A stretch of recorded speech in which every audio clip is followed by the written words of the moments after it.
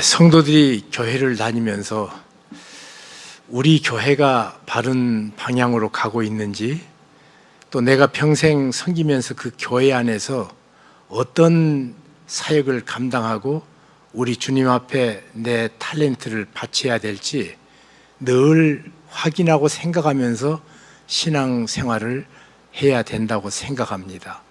그렇지 않으면 교회에 시간 내서 왔다가 예배 끝나면 파하는, 물결이 파도가 한번 들어왔다가 떼디어 나가는 그것처럼 자연적인 습관으로 끝내버리는 경우가 많습니다. 세월의 흐름 따라서 내가 지금 어디로 가고 있는가 확인해야 되는 그런 축복들을 늘 가져야 되는데, 첫째로 참으로 소중한 것은 좋은 교회가 되어지는 것입니다. 좋은 교회 없이 좋은 신앙생활 거의 불가능합니다. 신앙생활과 또 신앙 인격은 하나님과 나만의 단독자로서 형성되는 것이 아니라 하나님 앞에서 다른 사람들과 마주치고 만나면서 형성되는 것이 신앙 인격입니다. 이런 거 안 돼요. 그 사람 참 신앙 좋은데 성질은 개코다. 안 됩니다. 신앙 인격은 사람들과 사람 사이에 부딪히면서 아버지 대신 하나님 앞에서 자라는 것이 신앙 인격입니다. 그 인격이 그러기 때문에 우리를 담고 있는 교회라는 이 공동체는 얼마나 신앙생활에 소중한 축복인지 모릅니다. 우리들은 늘 오늘도 사도신경으로 우리 살아계신 하나님께 예배드렸습니다. 거기에 거룩한 공회와 교회라는 말이에요. 그리고 거기서 성도가 서로 교통함, 우리 신앙교회예요. 그렇기 때문에 우리들이 날마다 이 교회 안에서 자라면서 하나님 앞에 나를 드립니다. 내가 가지고 있던 모든 것을 다 놓치지만 하나님 앞에 가는 것이 딱 두 가지 있습니다. 첫째로 내가 전도한 사람 하나님께 갑니다. 확실하죠? 확실하게 가요. 돈은 안 가져가도 됩니다. 황금, 천국에 가면 아스팔트밖에 안 돼요. 그러죠? 그 믿습니까? 황금은 아스팔트예요. 그래서 필요합니다. 언제 필요한가? 발바닥 밟는 때. 이 세상 발바닥을 밟으면서 살아갈 적에 황금이 필요해요. 그렇지만 우리가 신뢰할 분은 그것을 주어 후히 누리게 하신 우리 하나님만 신뢰하고 믿음으로 달려가야 됩니다. 이런 모든 신앙생활의 복합체가 교회 안에서 아름답게 형성이 됩니다. 그렇기 때문에 우리들이 오늘 어떤 교회로, 의왕 우리 교회가 내 마음속에 내 소망과 함께 목표로 자라고 있는가를 살펴보는 축복을 오늘 우리가 붙잡았으면 좋겠습니다. 많은 사람들이 신앙생활하면서 교회 그러면 초대교회로 돌아가자, 이것이 세계 모든 부흥회의 슬로건입니다. 좋습니다. 그러면 어떤 초대교회인가?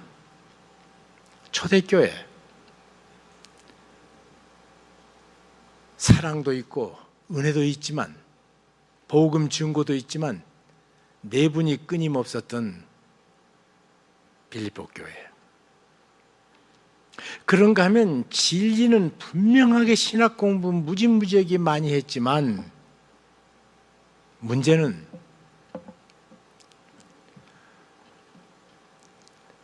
첫사랑을 잃어버린 예배소 교회. 영어예요. 고린디안, 이 고린도 사람들 그렇게 써진 것 옆에 읽어보면요, 음란한 사람들, 그렇게 번역이 되는 교회가 고린도 교회입니다.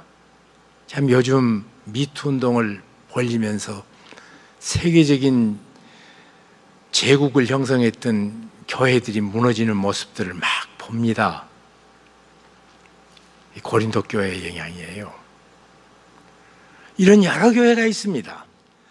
그런데 그 교회 가운데 많은 사람들이 생각하기를 예루살렘 교회로 돌아가자, 그렇게 얘기합니다. 예루살렘 교회, 축복받은 교회인 것 사실입니다. 예루살렘 교회, 성령께서 직접 임재하셔서 역사상 영광스러운 그의 모습을 확실하게 보여준 교회가 바로 예루살렘 교회입니다. 예수님 부활하신 것을 목도한 사람들이 500명이나 있는 교회, 그것뿐만 아니라 예수님의 직제자인 12사도가 직접 목회한 교회, 그곳으로 끝나지 않습니다. 한 걸음 더 나가서 말씀을 선포할 적에 하루에 3,000명이, 그 다음에 또 복음 전할 적에 수많은 제사장과 허다한 무리들이 주께 돌아오더라. 이것이 능력 있는 예루살렘 교회의 특색이었습니다. 그들은 그 은혜 속에서 살아면서 얼마나 열심히 모였는지 모릅니다. 그리고 서로 사랑했습니다. 모일 때마다 좋으니까 깊은 교제를 나누고, 더 깊어지니까 자기 재산을 사도들의 발 앞에 놓고, 예루살렘 교회 성도들은 내 재물을 내 것이라고 여기지 않고 유무상통했던 교회, 역사상 이상주의자였던 칼 막스가 공산주의의 원형으로 삼았던 공산사회를 최초로, 아니 유일무이하게 만든 공동체였습니다. 이런 놀라운 공동체, 정말 우리가 돌아가고 싶은 예배 모습이고 교회 모습입니다. 그런데 문제가 있습니다. 주께서 말씀하신 말씀을 순종하지 않았던 교회이기도 합니다. 주님의 마지막 명령은 마태복음에 이렇게 기록됐습니다. 하늘과 땅의 모든 권세를 내게 주셨으니, 세상의 모든 권세를 가지신 그분이 말하기를 너희는 가서 모든 족속으로 제자를 삼아 아버지, 아들과 성령의 이름으로 세례를 주고 내가 분부한 모든 것을 가르쳐 지키게 하라. 명령자가 누굽니까? 하늘과 땅의 모든 권세를 가지신 분이십니다. 그것으로 끝나지 않습니다. 마가복음은 너희는 가서 모든 족속에게 복음을 전하라고 말했습니다. 세상 보고 야 교회가 엄청나게 좋으니까 그리 가라고 말하지 않았습니다. 너희가 세상에 가서 모든 만민에게 그랬어요. 이것은 만민에게 알려져야 될 복음이라고 말씀했습니다. 내가 그 만민을 구원하기 위해서 이 세상에 오셨다고 말합니다. 그리고 누가복음은 이 복음이 예루살렘에서 시작하여 딱 끝까지 이르러야 하리니 그랬습니다. 근데 우리 성경은 이게 도무지 시제하고 본문의 주부 술부가 확실하게 잘 안 드러나는데, 헬라어 성경은 이렇게 말합니다. 이 복음이 내가 예루살렘에서 시작한다. 그리고 딱 끝까지 이루게 하겠다. 그렇게 말씀했습니다. 이 말씀 무슨 말입니까? 세상의 모든 말은 하다가 그것이 꼭 될지 되지 않을지 모릅니다. 삼성이라는 회사가 언제 끝날지 모릅니다. 한국에서 오늘날 큰 소리 치는 교회가 얼마나 더 갈지 모릅니다. 그 교회 영국 가고 미국 가면 그처럼 엄청나게 큰 교회가 팔려. 아름답게 지었다고 자랑했던 교회가 끝날 때가 있어요.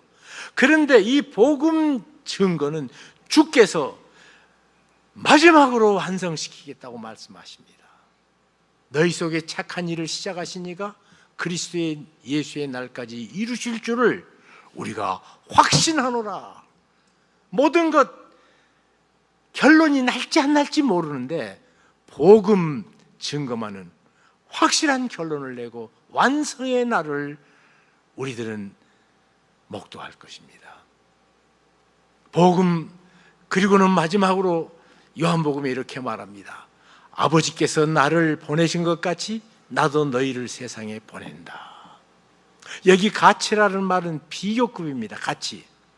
그런데 비교급 가운데도 헬라어는 굉장히 과학적인 언어가 돼가지고 그 비교가 어떤 정도의 비교인지 모릅니다. 우리가 소리를 듣는 거하고 눈으로 보는 것의 비교는 같은 정도의 비교가 아니까 다르게 표현해야 됩니다. 아이들끼리 말하는 수준의 비교하고 어른과 어른 사이에서 말하는 비교가 같을 수가 없으니까 어린아이를 어른에게 비교해서 말하기 힘듭니다. 동 정도의 비교인가 이 정도의 다른 정도의 비교가 다릅니다. 그런데 여기는 동 정도의 비교입니다. 무엇에 우리가 복음 전하는 것을 비교했습니까? 아버지께서 나를 보내신 것 같이. 선교의 영광스러움은 다른 데 있는 것이 아니라 하나님께서 그 외아들을 우리 위해서 보내신 그 엄청난 인카네이션에 하나님이 사람 되심, 이 도성인신의 이 엄청난 천지를 창조한 사건보다 더 큰 영광스러운 사건과 비교해서 우리가 나간다고 말합니다. 그 말이 어찌 보면 형식적으로 사실일 수 있는 것이 예수님이 십자가에서 복음을 완성하셨습니다. 그런데 그것을 보내지 않으면 예수님이 오시지 않는 것하고 똑같습니다. 우리가 가서 복음 전하지 않는 그 시대는 예수님이 안 오셨습니다. 하나님께서 우리에게 오셔서 하나님 대신 예수님 보게 하신 사건을 나가서 전하지 않으면 거기는 하나님 안 오신 것입니다. 구원이 없는 것입니다. 그런 영광스러운 비교로 그 영광스러운 비교, 그 영광스러움을 우리가 천국에 입성하는 날 선교사들이 하나님 앞에서 영광 돌리는 모습 보고 확인할 수 있는 날이 올 줄로 믿습니다. 또 선교를 위해서 눈물 흘리고 기도하고 헌신하는 평신도들 보내는 선교사들에게 그 축복과 그 영광이 임할 줄로 믿습니다. 이렇게 말씀하신 그분께서 승천 직전에 성령이 너에게 임하면 너희가 권능을 받고 예루살렘과 온 유대와 사마리아와 땅 끝까지 이르러 내 증인이 되리라. 마지막으로 성령을 약속하신 큰 목적이 늘 보이는 듯 안 보이는 듯, 그래서 성령 하나님의 별명이 수줍은 하나님이셔요. 자기 모습을 잘 안 나타내니까.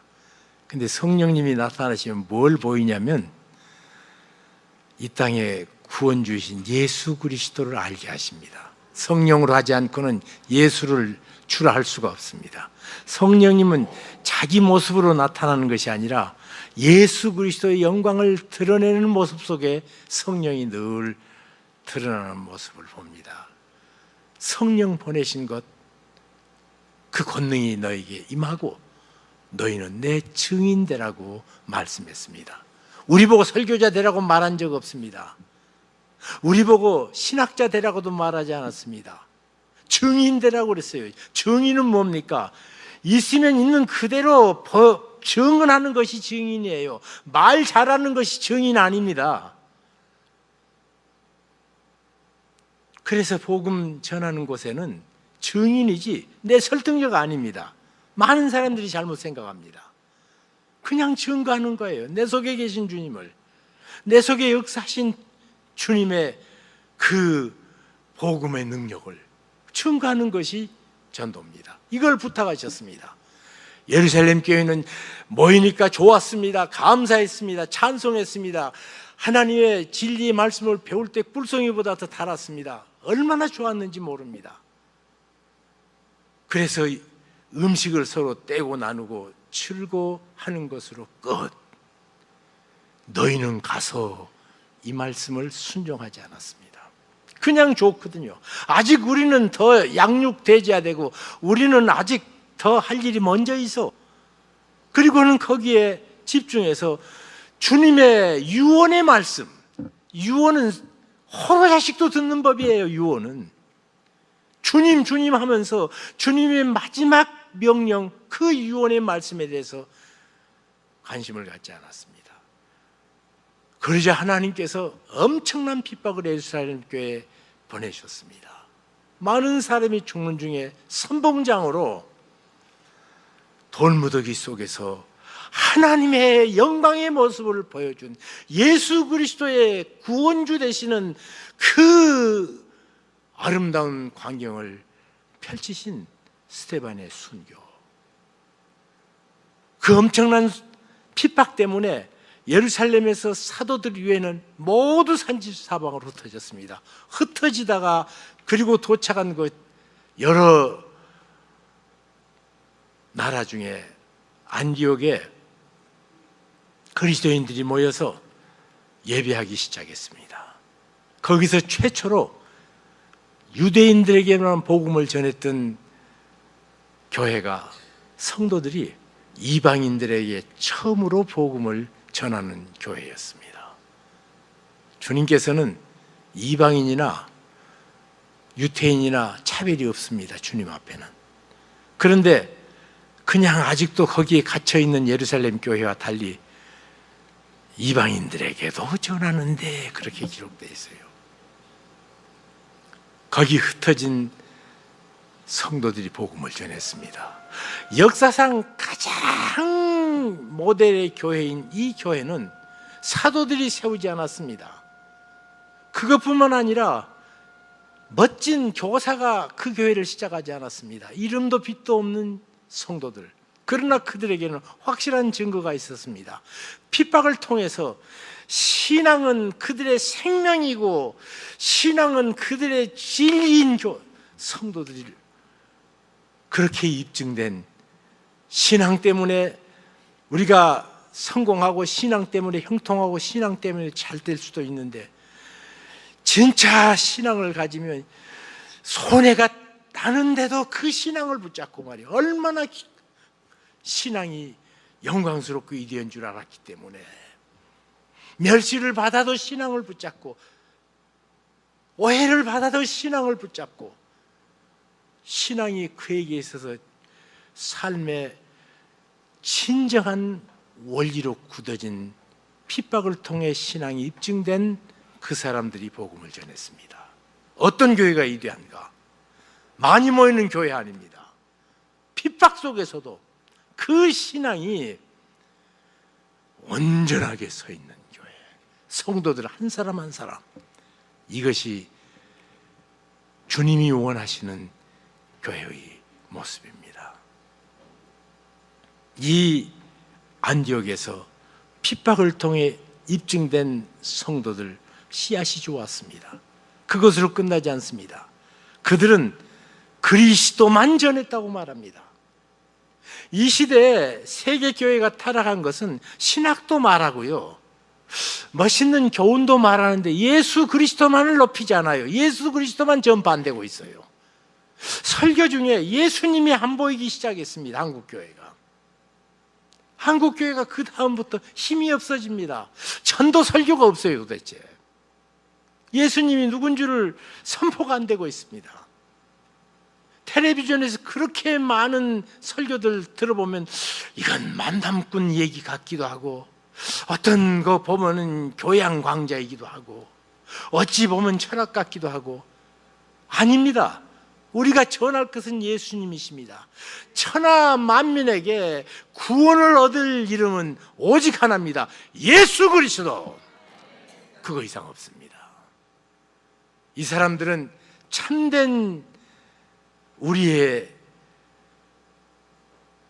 고백인 예수 그리스도, 예수 그리스도가 그들에게 유일의 메시지였습니다. 그러자 주 예수를 전파하니 수다한 사람이 믿고 죽게 돌아왔습니다. 예루살렘 교회는 이 보고를 받자마자 그 교회를 영적으로 관리할 목회자를 보냅니다. 그분 이름이 바나바입니다. 이 바나바는 참 매력 있는 사람입니다. 별로 나타나지는 않은데 그분이 없었으면 어떻게 됐을까, 그런 사람입니다. 바나바를 설명하기를 착한 사람이요. 여러분, 예수 믿는 사람은 근본적으로 선하신 하나님 따라 선해지고 착해져야 됩니다. 예수 오래 믿으면 더 괴팍해지고 더 굳어지고 더 멋대가리가 없어지고 안 돼요. 그 옆에 가면 따뜻한 바람이 훈훈하게 도는 인생. 착한 사람이요. 어떤 장로님이 노예에서 너무 그냥 악을 쓰고 주장을 크게 하시길래 끝나고 나서, 아니 장로님 왜 그렇게 화를 자주 내십니까? 그 좀 자제할 수 없어요. 그러니까 내 성질은 성령도 못 고쳐 그러더라고. 그러다가 몇 달 후에요, 그분이 화상을 입어서 얼굴 전체 모습이 달라졌어요. 말 조심해야 돼요. 하나님을 말할 적에 조심하셔야 됩니다. 성령이 어떤 사람인 줄 알고 어떤 분이신 줄 알고 성령도 못 고쳐? 성령께서 얼굴을 고쳐주셨어. 그래서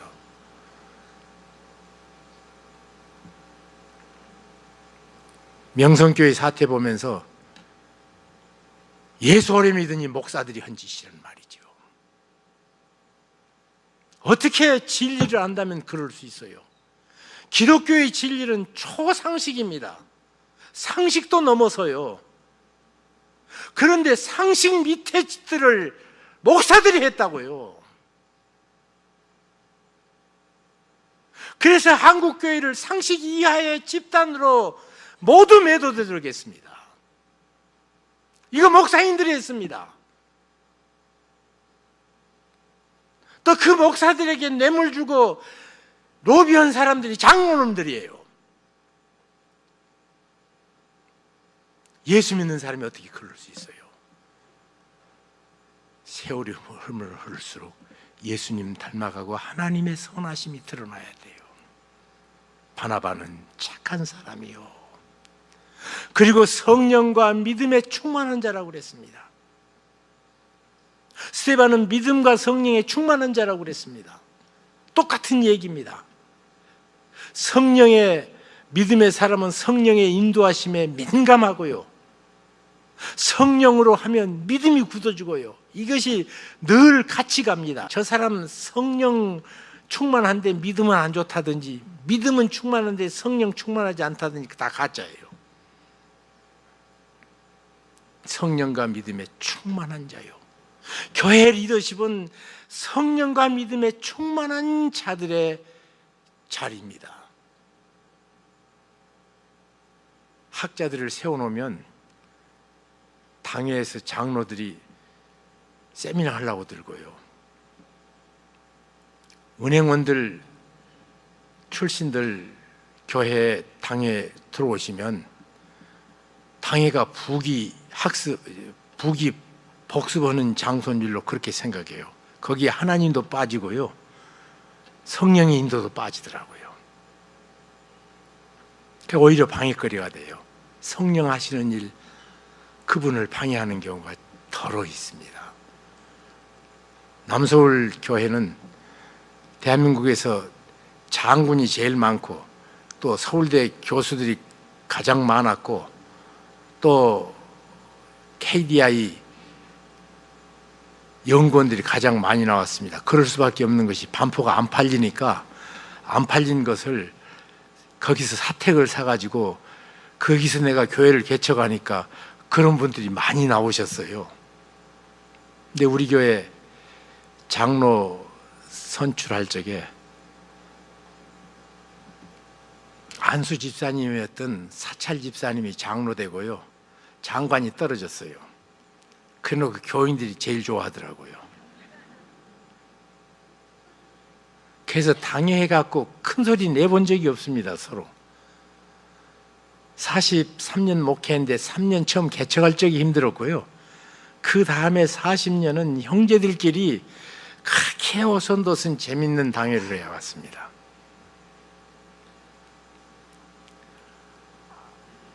믿음과 성령에 충만한 사람, 그분들이 모인 곳에 다툼이 없습니다. 교만이 없습니다. 고약함이 없습니다. 그 다음 그분은 함께 일할 줄 아는 사람이었습니다. 바나바가 와가지고는 교인들이 너희들이 지금까지 주께 붙어 있었던 것처럼 주님께 창념하고 잘해왔고 그대로 계속 가라. 근데 대부분 목회자가 새로 가면 당신 이제까지 이렇게 했죠? 이제 나로 말씀할 것 같으면 새로 받아서 그건 아니고 이겁니다. 이렇게 말하기가 좋아해요. 신학교 교수들도 하여튼 먼저 부임하면 지금까지 배웠던 건 뭐 그저 그런 거고 내게서부터 진짜입니다. 이렇게 말을 하고 들어요. 근데 이분은 그렇게 말하지 않습니다. 너희들이 주님께 지금까지 착실하게 붙어 있었던 것 참 잘한 일이다. 그대로 하자. 자기가 없고 주님만 있어요. 이게 그 사람들 누구든지 앞에 강단에 서면 이제까지는 무효, 나부터 시작 이렇게 말하기가 쉬워요. 그런데 지금까지 너희들 참 잘했거든. 그대로 같이 가자. 주님만을 전파할 적에 수다한 사람이 믿고 죽게 돌아왔습니다. 예수 그리스도, 그 이름은 모든 쇠붙이가 자석 앞에 달라붙는 것처럼 주 예수 그리스도가 선포되면 영혼들은 따라오더라고요. 한국교회가 힘을 잃어버린 것은 주 예수, 이분의 이름이 선포되지 않고 있고 증거되지 않고 그분의 사역이 한 사람 속에 능력으로 역사하는 현장을 갖지 못하기 때문에 교회가 힘들어지고 있습니다. 예수님은 지나갔어요, 모두들. 우리가 아무리 힘차게 달려도 저녁에 휘영창에 달린 달을 쫓아가려고 힘차게 달려가도 아무리 달려가도 그 앞에 그 달이 계속 있는 것처럼 예수 그리스도, 존귀하신 이름, 영광스러운 그분은 우리가 가는 길에 언제나 푯대고 좌표입니다. 주 예수, 그분이 전파될 적에 수많은 사람이 믿고 죽게 돌아왔습니다.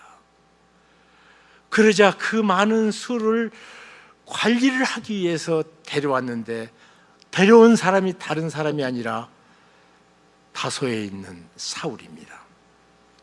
예수 그리스도를 만난 다음 3년 동안 주께서 친히 아라비아 광야로 그를 데리고 가서 직접 가르치셨습니다.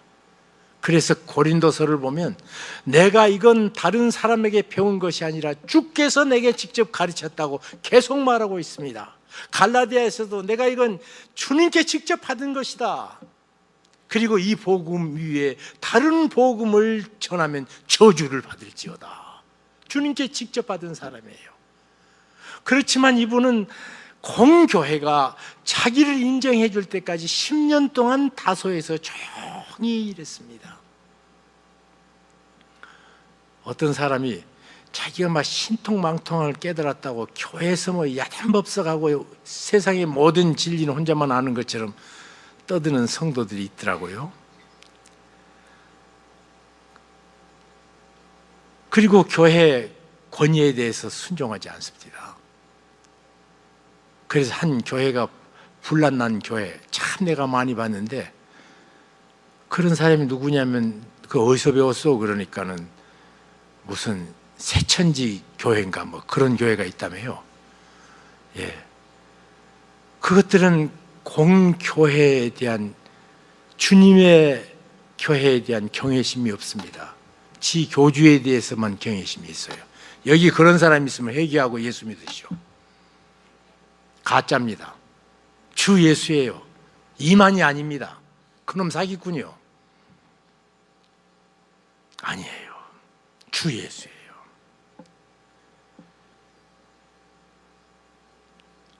복음을 전하지 않습니다. 우리하고 다른 복음이에요.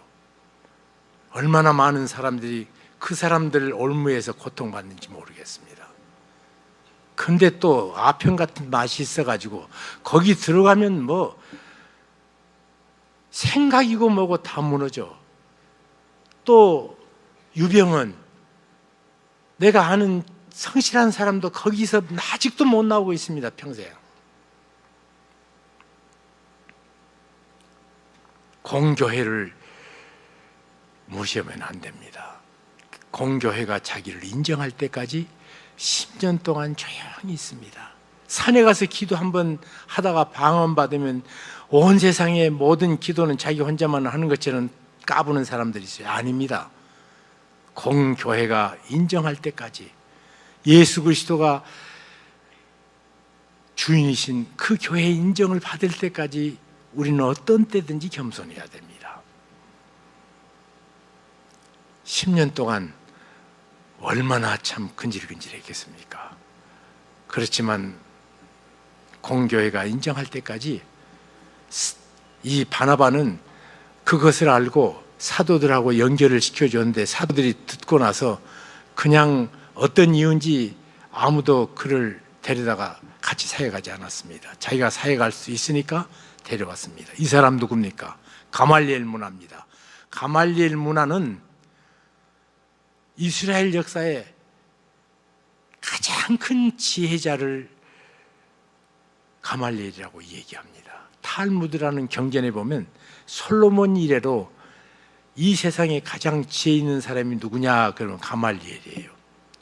대학도 없던 시절에 가말리엘이 일생에 몇 사람이나 문화생을 데리고 있었겠어요. 사도 바울이 그 가말리엘 문화생이니까 지금 뭐 서울대학이다, 하버드다, 뭐 옥스퍼드다, 이게 상대가 안 되죠. 예, 그렇게 희귀한 사람입니다. 그래서 율법 논쟁이 날 때마다 사도 바울이 내가 가말리엘 문화다 그러면 아무도 말하지 않았습니다. 끝. 그렇게 권위 있는 사람을 옆에 두면 자기보다 실력 있는 사람하고 일할 적이 힘듭니다.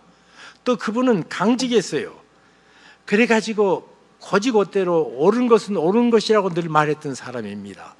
사도 바울이 이방인들 앞에서 외식을 하면서 율법을 지키는 것처럼 이방인들과 자리를 갖지 않으려고 할 적에 일어나서 삿대질해서 잘못을 인정받은 사람, 아주 강직한 사람이에요. 이처럼 강직한 사람하고 함께 일하는 거요 힘듭니다, 사실. 그런데 그분이 강직해서 내게 힘든가, 그분이 나보다 실력이 더 뛰어나서 내게 좀 어려운가 생각하지 않고 내 양떼들에게 누가 복음을 바로 가르칠 수 있을까, 그래서 데려와서 가르칠 줄 알았던 사람, 이 바나바. 그러기 힘듭니다. 둘이 같이 열심히 가르쳤습니다. 성경 공부를 제대로 잘하면 증거가 나타나야 됩니다.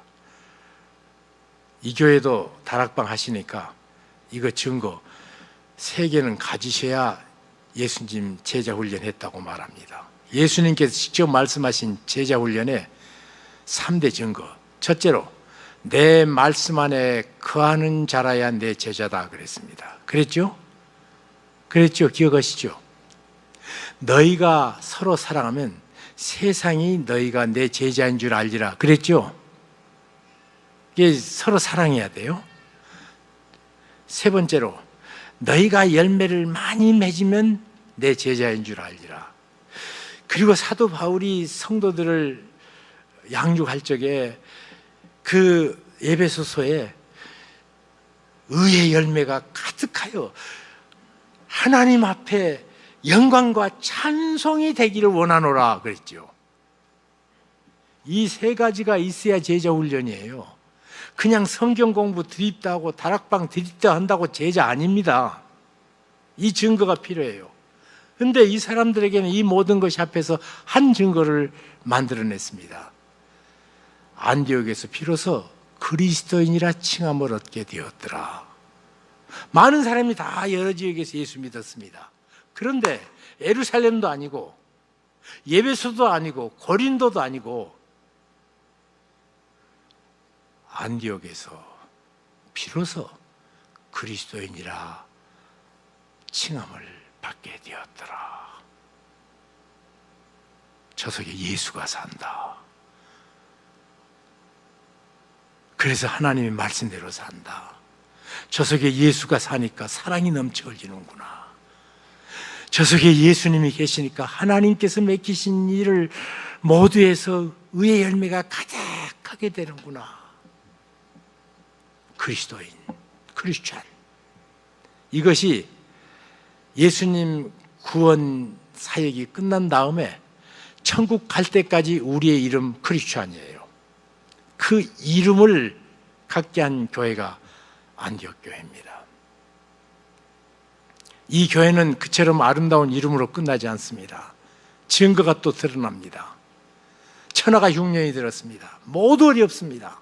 자기들도 이곳에 쫓겨와 가지고 피난민이고 아직도 그 사회에 정착을 못했는데도 교회가 모여들기 시작하고 성도들이 예배하고 기도하면서 큰 흉년이 될 때 우리 그리스도인 가운데 어디 고통받는 데가 없는가 찾아보니까 예루살렘 교회가 그 가운데 자기들보다 조금 더 어렵다는 얘기를 듣고 힘대로 부조해서 예루살렘으로 바울과 바나바의 손에 맡겨가지고 가는 선한 손길을 펼치는 교회의 모습. 아까 사회적인 선교라고 목사님 그러시더라고요. 주변에 주님의 손길이 필요한 사람들 향해서 손길이 나아가는. 주께서는 이 땅에 계실 적에 부자에게 눈길 안 줬습니다. 높은 사람들 우리 주님은 무시하고 살았습니다. 그러나 장애를 가진 사람 앞에서는 한 번도 발걸음을 멈추지 않은 적이 없습니다. 그 주님께서 보시는 것을 보고 계시는 교회, 힘대로 부조해서 예루살렘에 손길을 펴 사랑을 드러내는 교회. 그것으로 끝나지 않습니다. 너희는 가서 모든 족속으로 제자를 삼으라. 그 명령을 받았는데 그 교회, 그 같은 성령님께서 바나바와 바울을 따로 세우라. 그러니까 이 두 사람을 세계 선교에 자발적으로 처음 보낸 교회가 바로 이 교회입니다.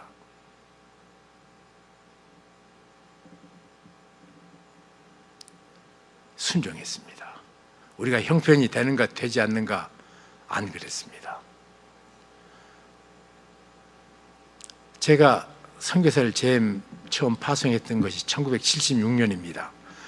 교회는 75년 7월 4일 날 개척을 했는데 한 120여 명 됐을 적에 성경 공부하는 과정에 이 안디옥 교회를 공부한 다음 선교하지 않는 것은 교회 아니구나. 이걸 교회가 보기 시작하고 그때부터 기도하기 시작했습니다. 선교하는 교회 되게 해달라고. 그때는 대한민국의 교회가 선교하는 건 몰랐을 때입니다. 후배인 김정웅 목사가 군대 제대하고 나갔고는 선교사로 가겠다는 거예요. 내게 찾아와서 그래서 가는데 형님 좀 도와주세요. CCC 직계 후배거든요. 고향 또 친구고. 예, 도와주세요. 그래서 의논하니까 그때 남자 집사 7명인데 같이 의논하니까 목사님 우리가 선교하기로 작정했으니까 꼭 선교하십시다. 근데 우리는 지금 반포에 지하실 이발소 하다가 이발소가 안 돼가지고 문 닫은 거기 20평 빌려가지고 예배 드리고 있었는데 120명이 120명이 20평 들어가려면 죽습니다. 하여튼 그랬는데 우리가 예배당 땅 한 평이라도 사면 그 형편이 그렇게 될 때 선교사 파송하십시다. 그리고 만장일치로 부결하더라고요. 저도 후배에게 그렇게 또 기도하고 돕자고 그랬는데, 아니 홍 목사가 형편이 안 돼서 못 도와준다 이렇게 말하는 것도 조금 껄끄러운데, 모두 그렇게 정해주니까 가서 교회가 안 된다 그런다, 형편이 안 된다 그런다 그랬습니다. 그러니까 내 전화를 받는 뒤에 목소리가 얼마나 슬프게 막 내게 느껴오는지 그 밤에 잠을 못 자고 밤새내 기도했습니다. 그때 한 생각이 주어서, 그러면 그 사람을 여기 한번 세워봅시다 그랬어요. 설교를 시키고 나서 그 전에 이 얘기하기를, 아니 조금 늦게 가면 안 되겠냐. 1975년 4월 30일이 월남 폐망일입니다. 76년은 도미노식 이론에 의해서 인도 차이나 반도에 어디든지 공산 게릴라가 준동이 돼서 뱅콕에도 총알이 날아가고, 한 대학에 젊은 청년 3,000명이 있는데 태국 군대가 기총소사한 비참한 사건도 있습니다. 광주 사태 같은 것은 비교할 수 없는 비참한 일이 있었습니다. 그러니까 그때 갈 때도 얼마 전에 총소리가 들렸다 그랬거든요. 그래서 야, 김 목사 조금 안정된 다음에 가면 안 되겠냐. 그러니까 저한테 뭐라고 말하는 거냐. 형님, 선교사가 형편이 되고 안 되고 좋고 나쁘고 그것 따라서 죽을 때 살 때 그렇게 구분해서 가면 갈 데가 있겠습니까? 그래요. 가겠습니다. 제가 그 소리를 들었거든요. 그러니까 성도들 이제 설교 우리 김종 선교사가 끝난 다음 제가 그랬습니다. 이 친구 태국에 죽으러 가니까 장례식 비용은 걷어주자고. 근데 그냥 장례식 조의금을 그냥 한 번 써내지 말고 1년만 보냅시다. 내가 얼마쯤 모금해 줄까? 그러니까 300불만 모금해 주래요. 근거가 뭐냐? 그러니까 중학교, 중고등학교 선생님이 50불이고 그 학교 교장이 90불 받는데요. 그러니까 자기는 300불이면 살지 않겠나. 그 친구가 외국을 몰라서 그랬어요. 그때 거기 있는 사람은 10불, 20불에도 살아요. 그렇지만 외국에 간 사람이 300불에 어떻게 삽니까? 300불만 확보되면 가겠다고 그러는 거 아니에요. 그래서 하여튼 목숨 걸고 하기로 작정했구나. 그래가지고는 1년만 돕자. 그래서 12개월 한 달에 얼마 부조를 할 것인가 결정하라고 그랬어요. 그랬더니 14만 원이 나왔습니다. 480대 1이었거든요. 한 10만 원 10만 원 정도가 그 부족하더라고요. 만 원 정도가 부족해요. 딱 거기서 480대 1. 근데 내가 남소 룬회교에서 사례를 5만 원 받았거든요. 14만 원이 나와서 다른 사람 다 정했는데 딱 한 사람 안 쓴 놈이 있더라고. 그놈이 홍정길이에요. 저는 앞에가 있어갖고 다른 사람만 설교 노트를 찢어갖고 논아주고 허락했으니까 나만 안 썼어. 그래서 만 원을 썼습니다. 그 만 원 쓸 적에 그의 새로 태어난 내 아이 우유를 안 먹이기로 작정했습니다. 그래서 태국 선교가 그렇게 시작됐는데 나는 그걸 잊고 살았습니다. 근데 재작년이 태국 선교 40주년인데 SNS를 보니까 장례비로 시작한 선교 40주년, 그리고 김종 선교사가 이 사실을 썼더라고요. 그래서 그때 그랬지 우리 교회가. 그 다음 저희 교회는 처음 성경 공부 참 열심히 하다가 성경 공부의 명령 따라 반포 주변에 방배동 상도동 꼭대기에 달동네가 있었습니다. 그 달동네 돕는 일을 시작시켜 주셨고, 또 흑석동 주변에 아이들, 학교에서 점심 못 먹는 아이들 조용히 도시락 싸는 일을 했고, 또 그 달동네 공부방 해가지고 대학생들이 가서 성경 공부하는 일을 그렇게 열심히 했습니다. 그러면서도 우리는 아직 선교할 때가 안 됐다고 생각을 했다가, 아무도 선교하는 교회가 거의 없을 그때 1년 된 120명 된 교회가 선교사를 파송해서 GMF라는 선교부를 만들고 지금까지 선교 일들을 계속해 옵니다. 한 800여 가정을 섬기는 그런 공동체들이 조용히 주변에 그렇게 되어 있습니다. 그런데 그때 저희가 해보니까 선교사 결정되면 훈련비 줍니다. 선교 훈련비. 먼저 훈련시켜서 보내거든요. 거기 도착하면 정착비 필요합니다. 집, 자동차, 또 뭐 타이프라이터. 그때는 우리처럼 이 컴퓨터 없던 시절에 타이프라이터, 카메라, 그 일습이 필요해요. 근데 그때도 힘들었는데 하여튼 그렇게 도와줬고, 그 정착비 도와주면 생활비 줘야죠. 생활비 주면 사역비 줘야죠. 사역비 주면 교육비 줘야지. 아이들이 자라니까. 바울과 그 다니엘이라는 두 놈이 그 집에서 자랐어요. 그러니까 도와줘야죠. 그것으로 끝나지 않고요, 아프면 의료비 줘야죠. 또 휴가할 적에 휴가비 줘야죠. 이렇게 많이 사실은 뒷받침합니다. 근데 내가 20년 9개월 남서울교회에서 장애인 선교로 방향을 틀면서 미랄학교를 짓고, 여러분처럼 지금도 교회에서 전부 돈 내가지고 미랄학교를 지어서 장애인 복지재단인 미랄복지재단을 기증하고, 그리고 우리 학교의 모든 부족한 것은 우리가 사용료로 전부 뒷받침해 줘 버리고, 대한민국에서요, 지금 뭐 제가 사실은 신동아 학원 16,000명, 전주대학부터 시작해서 비전대학, 또 남자고등학교, 여자고등학교 4개에서 16,000명 아이들 뒷받침하고 있는데, 이사장으로 일하고 있는데, 요즘 무척 재단 전입금이 문제입니다. 그런데 우리 학교는 재단 전입금은 전혀 문제하지 않는 것이, 모든 부족은 우리 교회가 다 책임져 버리니까 참 좋은 학교로 지금 장애인들이 행복하게 공부를 잘하고 있습니다. 이렇게 다 해줘 놓고도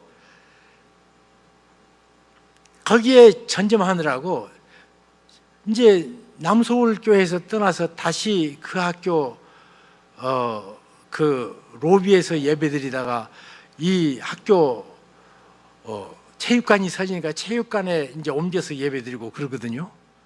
그러면서 남서울교회에서 일했던 걸 제가 잊어버렸습니다. 거기에 제일 처음 일진으로 갔던 사람 중에 하나, 윤숙이라는 선교사가 있는데 제 친구입니다. 이 친구가 돌아왔더라고. 그래서 휴가 언제까지냐 그러니까, 나 은퇴했는데 그래요. 65세 은퇴거든요, 선교사가. 그래? 깜짝 놀랐습니다. 뭐가 좀 힘든 거 있냐 그러니까, 한국에 오니까 주거비가 너무 비싸서 갈 수가 없대 어디. 그래서 미국으로 떠나보내서 지금까지 미국에 있습니다. 그때 부끄러움. 자, 훈련비 주죠, 정착비 주죠, 사업비 주죠, 생활비 주죠, 또 교육비 주죠, 의료비 주죠, 휴가비 주죠. 7개나 줘놓고요, 딱 하나 마지막에 은퇴를 위해서 아무 준비를 안 해놓고 있더라고요. 저는 장애인 사회 가느라고 사실은 남서울교회 떠난 교회는 내가 별로 잘 가지도 않았습니다. 얼마나 부끄럽든지, 윤석일 선교사 보내놓고 얼마나 부끄럽든지, 그때부터 시작한 것이, 저희가 같은 형제교회 하나가 무너지려고 그래서 그것을 대신 우리가 감당하지 않으면 그 교회 예배당 본당마저도 문제가 되는 교회, 그 땅을 우리가 대신 사줬던 가평에 11만 6천 평 골짜기 하나가 있습니다. 우리 교회 것이 아닌데 남서울교회는 바로 옆에 붙어있는 신반포 교회가 갑자기 불났습니다. 그래 불난 거 보고 그 다음 주에 그 교회에 건축원금 해준 교회예요. 그런데 우리 형제교회가 무너진다니까 교회에서 그걸 감당해 사는 곳이 하나 있었는데 어디다 쓸 줄도 몰랐다가 서울 근교의 땅값이 너무 올라서 여기다 시작해보자. 또 길을 경춘 고속도로를 뚫어놓으니까 가까워요. 1시간도 우리 삼성 오리온 앞에서 거기 가면 빨리 가면 50분이고 그냥 가면 1시간 걸립니다. 그래서 거기다가 지금 짓고 있고 처음 지은 것은 같이 예배할 수 있는 공간인 예배당하고 선교사 같이 사역할 수 있는 것 하고 지금 기초 다 끝냈고 그리고 경지 골짜기 평탄하게 잘 짓도록 다 끝냈습니다. 건축은 동절기 사역하지 않기 위해서 내년 봄에 지어서 내년 가을이면 들어가려고 합니다. 여기 예배당 한번 보여주시겠어요? 그 예배당이 어떻게 생긴 예배당인가? 예. 여러분 이렇게 아름다운 예배당 봤습니까? CNN이라는 그 세계 곳곳 뉴스 전하는 곳 그 방송이 세계사 아름다운 9교회 소개할 적에 이 교회 소개했다고 그러더라고요. 동경에 갔더니 내 친구들이 봤다고 그러면서 일본 친구들이 봤다고. 이것이 모두 홍송입니다. 조폭이 자기를 위해서 기도했던 어머니 때문에 800번을 기증해서 통나무 예배당인데 도움 형태의 예배당입니다. 이렇게 아름다운 예배당을 우리 남서울교회도 못 가져봤고요. 남서울 은혜교회는 예배당 자체가 없고요. 선교사를 위해서 한다니까 이렇게 좋은 자재를 주어서 비용만 많이 들었습니다. 저는 이거 하느라고 혼났어요. 하여튼 대한민국에도 예배당 가운데 건물 자체 영성이 있는 저 가장 굵은 저것은 직경이 139cm입니다. 지름이 말이에요. 하나님께서 선교사들을 천국 플랫폼을 마지막으로 이 땅에 이렇게 아름답게 준비해 놓으셨더라고요.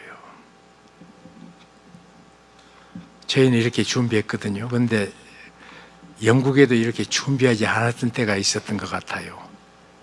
한 선교사가 은퇴했습니다. 사랑하는 아내도 얼마 전에 죽어서 선교지에 묻었고 거기서 목숨을 끝마치려고 했는데 어릴 때 아이 둘이 유아 사망률 높은 그곳에서 두 아이가 죽었고 얼마 전에 아내까지 죽었는데 거기서 선교부 마당이라도 쓸어야겠다고 생각했는데 본부에서 거기 계시면 당신 한 사람을 위해서 의료진도 가야 되고 당신을 보살피는 사람이 필요합니다. 선교를 사랑하시는 충성스러운 선교사님 돌아오셔서 우리가 준비한 곳에서 여생을 마치시기 바랍니다. 충성스러워서 왔어요. 영국 공항에 내렸습니다. 2차 대전이 끝난 때거든요. 갑자기 나가려고 드는데 아나운스먼트가 들립니다. 위대한 브리테인 제국의 공항에 도착하신 것을 환영합니다. 여러분 지금 밖에 기다리는 사랑하는 사람이 있겠지만 국가적으로 큰 행사가 바로 있기 때문에 잠시 그 영광스러움을 경의를 표하기 위해서 여러분도 비행기 안에 머물러 주시기 바랍니다. 머물렀어요. 그랬더니 보니까 영국의 전승장군 전쟁 끝내고 돌아오는데 그 반대편에는 트랩이 설치되어 있고 그 트랩 위에 영국 여왕이 있고 윈스턴 처치부터 시작해서 애틀리 수상 할 것 없이 영국 조야가 모두 서 있습니다. 장군이 발을 내딛자마자 삼군 군악대의 빵빠레가 열리기 시작합니다. 힘차게 부읍니다. 트랩에 내려서 걸어가니까 핸델의 개선 행진곡이 힘차게 연주하기 시작합니다. 그때입니다. 걸어가는 그 앞에 빨간 카펫이 깔린 거기 올라가 보니까 계단에 올라가니까 영국 여왕이 친히 일어서서 기다리고 있다가 그 머리에 월계관을 씌워줍니다. 그리고 가슴에는 큰 영국 최고 무거운 훈장을 달아줬습니다. 갑작스럽게 이 선교사가 눈물이 핑글에 돌았습니다. 예수님, 저도 주님의 병사로 40여 년을 아프리카에 주님께서 명령하신 명령 따라 이 백성을 섬기고 악전고투하고 돌아왔는데 나는 달랑 내 손에 쥐어진 것이 내가 가야 될 양로원 주소하고 거기 갈 수 있는 기차표 하나가 전부입니다. 마주 운항한 사람 하나도 없습니다. 주님, 나는 폐잔병입니까? 저런 영광스러운 개선식은 나 같은 사람에게는 없는 겁니까, 주님? 갑자기 비감해서 눈물을 흘리는데 조용해지더니 마음속에 평화가 몰려들어요. 그러면서 선교사야, 너 그 빨간 카페트가 그렇게 부럽냐? 너 상군 군악대의 빵빠레가 그처럼 부럽냐?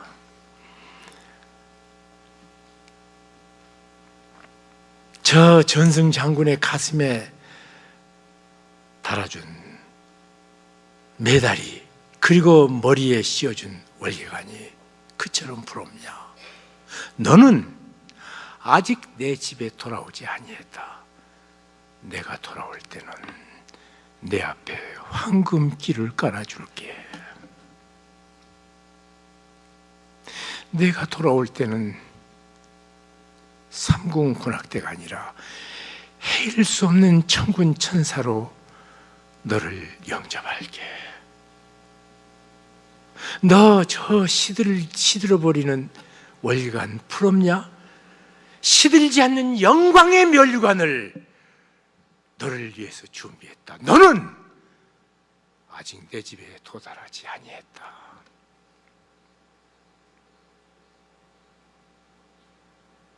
사랑하는 성도 여러분,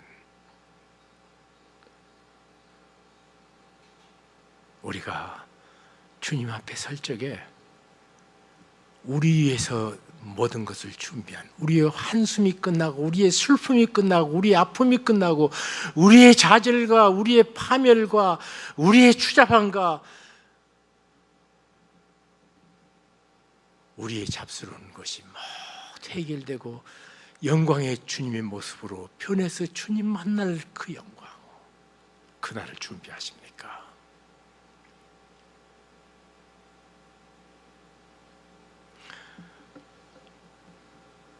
이 집을 지어놓고 주께서는 선교사들에게 마지막으로 이 땅의 플랫폼을 이처럼 아름답게 지어줘서 저들의 눈물을 닦아주는구나. 선교사로 돌아오면 동기들은 한국에서 목회해서 그래도 내놓으라는 사람들이 많은데 나는 실패한 사람이 아니다. 이 예배당 건물 봐라. 그래서 이처럼 멋진 건물 지어줬어요.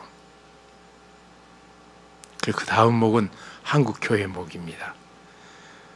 저희 그 땅 남서울 은혜교회 땅인데 그 땅을 복지재단에 줘버렸습니다. 그리고 복지재단에게 또 헌금까지 묻어서 줬는데 부족합니다. 좀 부족한데